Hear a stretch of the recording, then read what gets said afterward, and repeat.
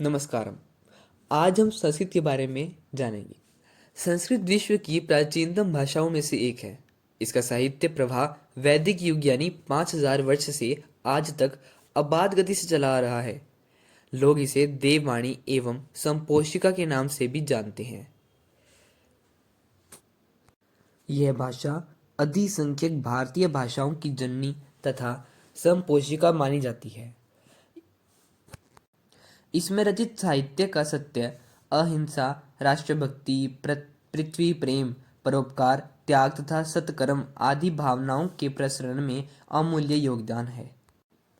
प्राचीन संस्कृत साहित्य के दो रूप प्राप्त होते हैं, वैदिक तथा लौकिक। वैदिक साहित्य के अंतर्गत संहिता, ब्राह्मण, आरण्यक तथा उपनिषद ग्रंथ आते हैं। ऋग्वेद, यजुर्वेद, सामवेद तथा अथर्ववेद, इन चारों वेदों को संहिता कहते हैं। इन संहिताओं में जिन मंत्रों का संकलन है उनकी कर्म कांड परक व्याख्या करने वाले ग्रंथों को ब्राह्मण कहा जाता है। आरण्यकों की रचना वनों में हुई। इनमें वैदिक कर्म कांड की प्रतीकात्मक व्याख्या है। उपनिषद में वैदिक ज्ञान का प्रौढ़तम रूप प्राप्त होता है, इसलिए इनके सिद्धांतों को वेदांत भी कहते हैं। वैदिक साहित्य को सही संदर्भ में समझने के लिए वेदांगों की रचना हुई। वेदांग 6 हैं: शिक्षा, व्याकरण, छंद, निरुक्त, ज्योतिष एवं कल्प। कहा गया है लौकिक संस्कृत साहित्य को आरंभ आदि कवि वाल्मीकि के रामायण से हुआ, जिसमें आदर्श महापुरुष राम के जीवन चरित का वर्णन है। इससे आदि काव्य भी कहा जाता है। प्रथम संस्कृत काव्य होने के अतिरिक्त रामायण प्रवर्ती संस्कृत कवियों के लिए प्रेरक तथा उपजीव्य ग्रंथ है। इसमें 7 कांड तथा 24,000 श्लोक हैं। कांडों का विभाजन सर्गों में हुआ है। रामायण के अतिरिक्त महर्षि वेदव्यास रचित 1,00,000 श्लोकों का महाभारत भी कवियों तथा साहित्यकारों के लिए कथानक ग्रहण करने का आधार ग्रंथ रहा है। इसमें कौरवों तथा पांडवों की कथा है। दोनों के बीच ऐसे युद्ध का वर्णन है जहां अन्याय पर न्याय की विजय दिखाई गई है। इसमें 18 पर्व है जिनके नाम मुख्य विषय वस्तु के आधार पर दिए गए हैं। महाभारत में भारतीय जीवन पद्धति के सभी पक्षों पर व्यापक प्रकाश डाला गया है। कहा गया है कि जो इसमें वर्णित है वही सर्वत्र साहित्य में पल्लवित है, किंतु जो इसमें प्रतिपादित नहीं है वह अन्यत्र कहीं नहीं है। इसके अतिरिक्त एक सामान्य लोक उक्ति भी प्रचलित है, यनन भारते तनन भारते, अर्थात जो महाभारत में नहीं वह भारत में नहीं। भगवत गीता महाभारत के भीष्म पर्व का एक अंश है, जिसमें युद्ध से वीर अर्जुन को श्री कृष्ण ने कर्म पथ के उपदेश दिए हैं। रामायण तथा महाभारत के समान पुराणों का भी महत्व है। इनका विपुल साहित्य 18 पुराणों में विद्यमान है। इनमें प्राचीन भारत के जनमन के लिए सभी ज्ञातव्य विषयों का संग्रह है। आरंभ में इनमें 5 मुख्य विषयों का प्रतिपादन करने का लक्ष्य था: सर्ग, प्रतिसर्ग, वंश, मनवंतर, वंश अनुचरित। इसी पृष्ठभूमि में पुराणों के 5 लक्षण कहे गए हैं। आगे चलकर पुराणों में समस्त सांस्कृतिक पक्षों को आत्मसात कर लिया। इसी कारण इनमें भारतीय समाज का प्रतिबिंब प्राप्त होता है। तीर्थ यात्रा के महत्व, पर्वतों, वनों, नदियों के प्रति श्रद्धा प्रदर्शन तथा सदाचार वर्णन के कारण पुराणों ने महाभारत की सांस्कृतिक एकता तथा नैतिक आचरण के संरक्षण में महत्वपूर्ण योगदान किया है। इनके अनंतर संस्कृत साहित्य के विविध रूपों के प्रस्फुटन एवं विकास का काल है। एक ओर नाटकों के अनेक रूपों का इतिहास है तो दूसरी ओर संस्कृत महाकाव्यों, लघु काव्यों, गद्य काव्यों तथा चंपू यानी गद्यपद युक्त काव्यों की दीर्घ परंपरा है, जो आज तक अनवरत चल रही है। कुछ कवियों ने अनेक विधाओं में रचनाएं की है, जैसे संस्कृत के सबसे बड़े कवि कालिदास ने महाकाव्यों रघुवंशम, कुमार संभवम, गीति काव्यों, मेघदूतम, ऋतुसंहारम तथा नाटकों की रचना की। अन्य प्राचीन नाटककारों में भास, शूद्रक, विशाखदत्त, हर्ष, भवभूति, भट्ट नारायण इत्यादि हैं। कुछ नाटककारों ने प्रहसन आदि के द्वारा अपने युग के जनजीवन के विकृत पक्ष पर व्यंग्यपूर्ण दृष्टि डाली है। प्राचीन महाकवियों में अश्वघोष, भारवी, भट्टिट, माघ, क्षेमेंद्र, श्रीहरि इत्यादि हैं। बिलहण, कलहण आदि ने ऐतिहासिक काव्य लिखे हैं। गीति काव्यों या लघु काव्यों की प्राचीन लेखकों में भर्तृहरि, अमरूक, जयदेव, जगन्नाथ इत्यादि प्रसिद्ध हैं।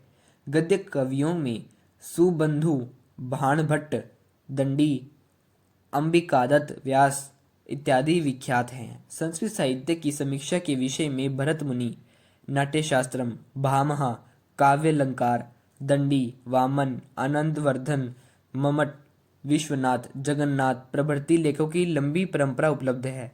इसी प्रकार व्याकरण, दर्शनशास्त्र, धर्मशास्त्र, राजनीति, आयुर्वेद, ज्योतिष इत्यादि शास्त्रों की स्वतंत्र एवं दीर्घ परंपरा चली है। इसमें सहस्त्र अधिक ग्रंथों संस्कृत के गौरव की वृद्धि करते हैं। हमने यह जाना कि संस्कृत के साहित्य में बड़ी बड़ी रचनाएं कौन सी हैं एवं नाटककारों, कवियों एवं लेखकों के नाम पढ़े। आइए अब हम संस्कृत साहित्य के कुछ और रचनाओं के बारे में भी वर्णन करते हैं। पहला, पंचतंत्रम। सरल संस्कृत भाषा में नीति की शिक्षा देने वाले कथा ग्रंथों में पंचतंत्रम का अत्यधिक महत्व है। इसमें विष्णु शर्मा ने एक राजा के 3 मूर्ख पुत्रों को 6 मास में राजनीति और व्यवहार में कुशल बनाने के लिए कथाएं कही है। इसका विभाजन 5 तंत्रों यानी खंडों में है। मित्रभेद, मित्र संप्राप्ति, कोकोलिकिया, लब्ध प्रणाश तथा अपरीक्षित कारक। प्रत्येक तंत्र में एक मुख्य कथा तथा उसके भीतर अवानंतर कथाएं हैं। कथाओं को परस्पर ऐसा गूंथा गया है कि एक कथा के अंत में दूसरी कथा का संकेत हो जाता है। इसका स्वरूप गद्य पद्य आत्मक है। सामान्यतः कथा गद्य में तथा नैतिक शिक्षा पद्य में है। मनुस्मृति। मनु द्वारा प्रतिपादित प्राचीन भारतीय समाज की आचार संहिता का यह पद्यात्मक ग्रंथ 12 अध्यायों का है। इसमें प्राचीन भारतीय समाज के लिए पालन करने वाले योग्य नियमों का व्यापक संकलन है। विदुर नीति। महाभारत के उद्योग पर्व में कुरुवंशी विद्वान विदुर द्वारा दिए गए उपदेशों का संग्रह है, जो भगवद गीता के समान स्वतंत्र ग्रंथ के रूप में है। इसमें 9 अध्याय हैं। चाणक्य नीति। इसके रचयिता चाणक्य हैं। इसमें 17 अध्याय तथा 340 श्लोक हैं। लोक व्यवहार की शिक्षा सरल श्लोकों में देने के कारण नीति ग्रंथों में यह बहुत लोकप्रिय है। सुभाषित, रत्न भांडागारम इन अनेक कवियों द्वारा रचित तथा अज्ञातकृत श्लोकों का संग्रह है। इसमें प्रायः 10,000 छोटे बड़े श्लोक हैं। मृच्छकटिकम शद्रुक द्वारा रचित 10 अंकों का सामाजिक नाटक प्रकरण है, जिसमें दरिद्र किंतु कभी संपन्न स्थिति में रहे वाणिज्यजीवी ब्राह्मण चारुदत्त तथा गणिका वसंत सेना की प्रेम कथा है। इसमें प्राचीन भारत की सामाजिक व्यवस्था तथा निरुकंश राजतंत्र का चित्रण है। नीति शतकम भर्तृहरि रचित 100 से अधिक सरल तथा नीति विषयक पद्यों का ग्रंथ है। इसमें मूर्खों की असाध्यता, विद्वानों के महत्व, धन की शक्ति, मन स्वीरता इत्यादि विषयों पर प्रकाश डाला गया है। भामिनी विलासः संस्कृत भाषा के उत्कृष्ट कवि तथा काव्य शास्त्री आचार्य पंडित राज जगन्नाथ द्वारा रचित स्फुट मुक्तक पदों का संग्रह है, जिसमें 4 भाग यानी विलास हैं। अन्योक्ति, श्रृंगार, करुण तथा शांत। प्रथम विलास में कवि ने सिंह, हंस, कमल, मधुकर, चंदन, मेघ, समुद्र आदि को लक्षित कर सुंदर तथा भावपूर्ण अन्योक्तियां दी है। हित उपदेश नारायण पंडित द्वारा रचित नीति कथाओं की लोकप्रिय पुस्तक है। इसकी 43 कथाओं में 25 पंचतंत्र से ही ली गई है। इसके 4 भाग हैं: मित्र लाभ, सूर्योदय भेद, विग्रह तथा संधि। कथा कहने की इसकी पद्धति पंचतंत्र के समान है। रामायणम आदि कवि वाल्मीकि द्वारा रचित संस्कृत भाषा का आदि काव्य है, जिसमें मर्यादा पुरुष राम के जीवन का काव्यात्मक वर्णन है। यह 7 कांडों में विभक्त है: बाल, अयोध्या, आरण्य, किष्किंधा, सुंदर, युद्ध तथा उत्तर। प्रत्येक कांड सर्गों में विभक्त है। वेताल पंचविंशति अत्यंत प्राचीन 25 लोक कथाओं का संग्रह है। संस्कृत साहित्य में इन कथाओं का प्राचीनतम रूप क्षेमेंद्र की बृहत कथा मंजरी और सोमदेव के कथा सरित सागर में मिलता है। ये दोनों कथा संग्रह कथा ग्रंथ पेशाची प्राकृत में गुणाढ़े द्वारा रचित बडकाहा यानी बृहत कथा के संस्कृत पद्य रूपांतर हैं। विताल पंचविंशति के नाम से संस्कृत में 2 स्वतंत्र संस्करण हैं। प्रथम संस्करण शिवदासकृत है, जो मुख्यतः गद्यात्मक है। इसमें कहीं कहीं पद्य भी है। दूसरा संस्करण जंभल दत्तकृत है, जो पूर्णतः गद्य रूप में है। इसकी लोकप्रियता का ही प्रमाण है कि इसकी कथाओं का भारत की प्रायः सभी भाषाओं में अनुवाद हुआ है। छंदोग्य उपनिषद सामवेद की कोथुम शाखा से संबंध उपनिषद है, जो 8 अध्यायों में विभक्त है। इसमें अनेक रोचक कथाओं द्वारा दार्शनिक विषयों को स्पष्ट किया गया है। पंचरात्रम इसके रचयिता भास हैं, जिसका कथानक महाभारत से लिया गया है। कथा सरित सागर यह गुणाढ़कृत प्राकृत कथा ग्रंथ बृहत कथा का विशालतम संस्कृत संस्करण है। इसमें 18 लंबक तथा 24,000 श्लोक हैं। इसकी रचना कश्मीरी कवि सोमदेव ने राजा अनंत देव की पत्नी सूर्यमती के मनोरंजन के लिए की थी। जिन आधुनिक रचनाओं को इस पाठ्यपुस्तक में स्थान दिया गया है, उनके लेखकों में श्री जानकी वल्लभम शास्त्री संस्कृत तथा हिंदी के प्रसिद्ध विद्वान और कवि के रूप में प्रसिद्ध रहे हैं। काकली तथा बंदी मंदिरम इनकी आरंभिक संस्कृत रचनाएं हैं।